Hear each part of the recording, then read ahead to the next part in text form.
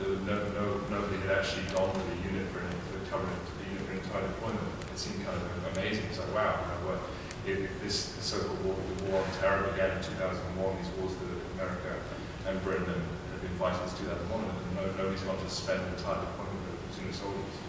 So that process, that mining, I think, was really interesting, and the relationship between, instead of just covering that relationship between us and the soldiers, and their relationships between themselves became really, really interesting. And also, I think we were able to push the boundaries of, I mean, everything in the film, to my editing, we put in there for a reason. We felt that we didn't want to make a kind of, often documentaries can sometimes fall into like didactic qualities, where you're being told something, but we wanted you to experience it and to be able to draw your own conclusions without saying, I mean, I'm a Brit, so why don't you trust my political opinions about this country?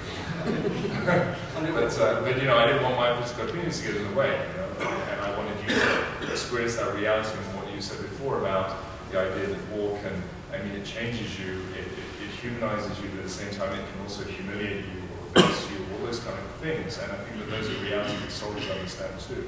But often they're not represented, because soldiers are often represented by either political extremes or by the media as just symbols. And we didn't want them to be symbols, we wanted them to be three-dimensional human beings, because we felt that, you know, we have a duty to understand their experience, because ultimately we have to reintegrate them into this country. You know, many documentarians have a point of view, and it's pretty clear where they're coming from. I think that what's wonderful about this film was that you didn't lead them towards a conclusion.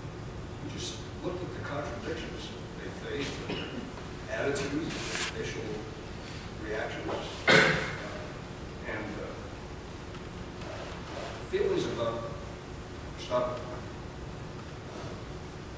Really compelling at the end, especially. So I think it was, it led people to understand what we're like. Yeah, I mean, we're journalists, you know. I mean, we were out there on a journalistic assignment for Vanity Fair. We've both been journalists for a long time, and one of the central tenets of that profession, I believe, is that you don't try to seduce people into necessarily thinking the way you think, even if you think that you're right.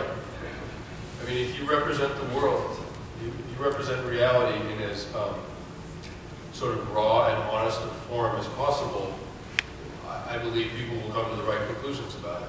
And, you know, it's not